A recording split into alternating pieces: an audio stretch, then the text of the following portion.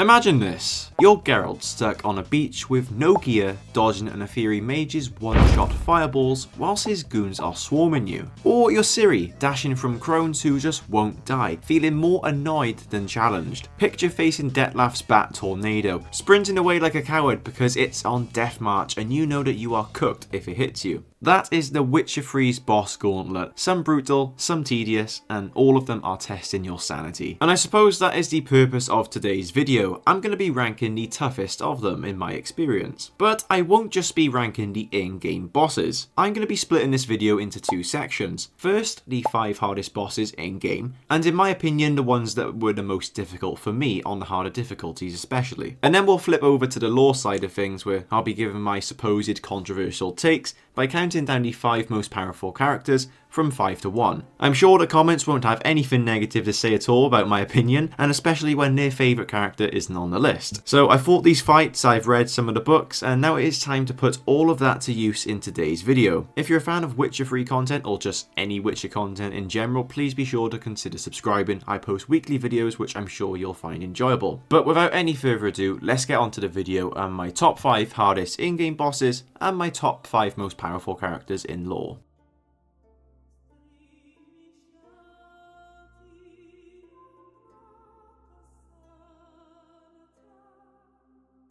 Many of these bosses on this list are more tedious than hard. They're just more annoying to go against rather than being difficult to actually fight. And that is the case with number 5 here, Iris von Everic's Wraith. Coming from the Hearts of Stone expansion, it was a DLC that I will never forget, but I'll never also forget this headache that this particular section gave me, especially on the higher difficulties. It was an absolute slog. It spawns ghost copies, just flies around like a glitchy mosquito, and wears you down with those cheap hits. It was actually one of the many times where I've had to go ahead and drop the difficulty in the game. Not necessarily just because it was so hard, but it was just making it less annoying for me. The tedium of chasing it through that eerie manor especially, dodging its screamfests, makes it a grind no potion can actually fix in my opinion. Not something I'm particularly looking forward to doing again on my next playthrough. Next we have the Ofieri mage, like I mentioned in the intro. Bit of an interesting one. It's maybe not necessarily something that you guys might have thought I would have put in, but on the higher difficulties, wow, what an absolute...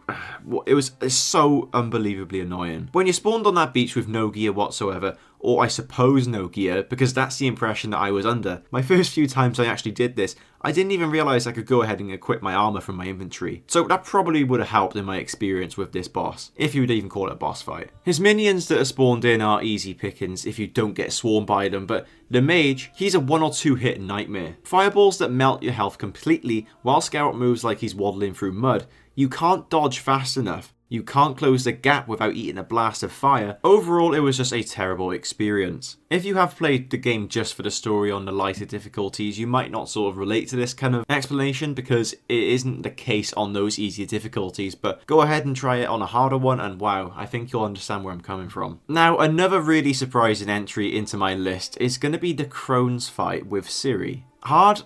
Not really, but just really annoying. Ciri's fights are the game's trickiest in my opinion, and this trio is just no exception. You're stuck with her dash and slash kit, no signs, just basically reflexes, and they just all gang up on you, slinging spells and claws. Hit and dash does work with this, but it's just boring. It is a massive chore. They're not the toughest by any means, but in my opinion, it's just the frustration of juggling all 3 at once. And with Ciri's limited moveset, that lands them third on my list. Now, the top 2 may be extremely obvious to anyone who has played this game before, especially on these harder difficulties. So now we have the Caretaker once again from the Hearts of Stone expansion. My second hardest pick. This shovel swinging freak is just an absolute nightmare on Death March. He spawns ghosts, and if you whacks him with that spade, he then heals. In my opinion, the trick was to just basically kill the spirits before he can, but they just swarm, and he hits like a truck when he gets hold of you. For the first few times it is confusing. New players get wrecked figuring out the dance. Even knowing the mechanics, those ads and his regen drag it out a long time. That's probably the first time time I've said the phrase ads since my Destiny 2 days as well. I've heard many people actually curse the Toad Prince as well, but the Caretaker's Chaos just really edges it out for me. Surprisingly, I didn't have too much trouble with the Toad Prince, probably why you guys are wondering why it's not on this list. But he also deserves a spot on this list purely because of his design. I mean, wow, one of the coolest looking bosses in this game by far, and there's a lot of cool looking bosses in this game. So finally going on to that top spot, and who else would it be but Dettlaff. Coming from the Blood and Wine expansion, he is hands down the hardest boss in The Witcher 3. Those bats? A death march massacre. You are literally sprinting for your life because standing still pretty much means death. Hundreds of little hits shredding you in seconds. Every other boss, Caretaker, Toad, whatever, in my opinion, it looks like a cakewalk once you crack the code. With Dettlaff,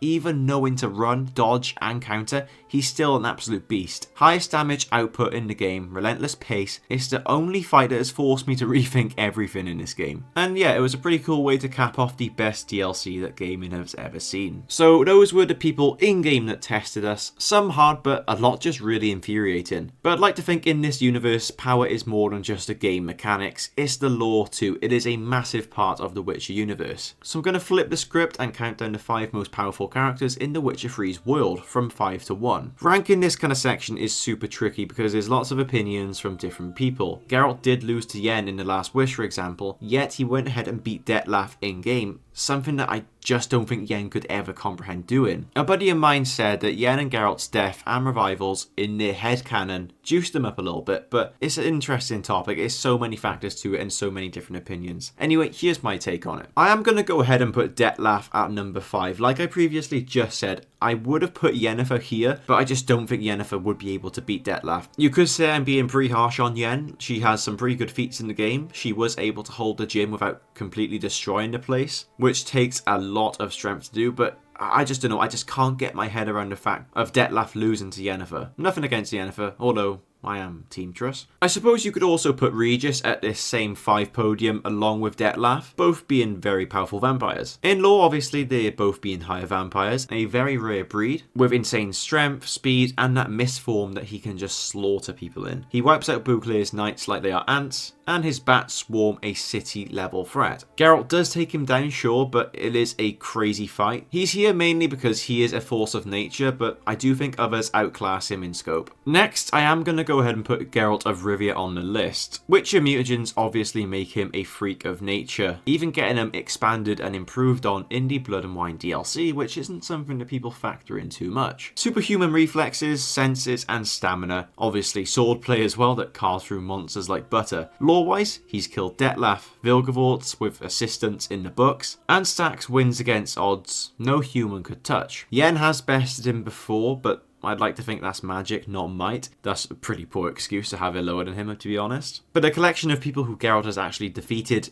means that you just can't put him any lower than this. If you're talking about book Geralt, sure, we'll have him a lot lower, but the games have just buffed him so much that it's made him undeniable to be a part of this list. Number 3, we're going to go ahead and put Ciri on there, the lion cub with elder blood. Ciri is a cosmic being. That elder blood lets it hop between worlds, spend time, stuff that just no one else can do, other than our good friend Alvin. Books show her outrunning the Wild Hunt, facing down Eredin, and in The Witcher 3, she could end the White Frost, a multiverse level threat. She's not tossing mountains, but her potential is nuts. Ranking her is tough. She's raw compared to Geralt's experience, but her ceiling is far higher than anyone. She's here because she is a wild card with the power to spare. Funnily enough, it'll be very interesting to see how they approach her and her powers in The Witcher 4. We could actually see, well, if she goes ahead with mutagens and goes through the Trial of Grasses, would that then get rid of her elder blood powers and sort of enhance her Witcher abilities if they're going to go that route? It's really weird. I'm not sure how they're going to handle it, but I suppose we'll only ever find out in the future. At number 2, we're going to go with the Unseen Elder from Blood and Wine, a vampire so old and so strong that even Regis whispers his name. Like I said, higher vampires are rare, but this guy is just their apex, an ancient predator who would snap Dettlaff like a twig, and even Geralt like we saw. Lore paints him as untouchable, guarding the gate to the vampire homeland. There is nothing that anyone can do to stop this guy, other than maybe number 1 on a list, but that has been a controversial opinion that many videos by many other creators have been made on. I suppose it's completely obvious who number 1 is. Obviously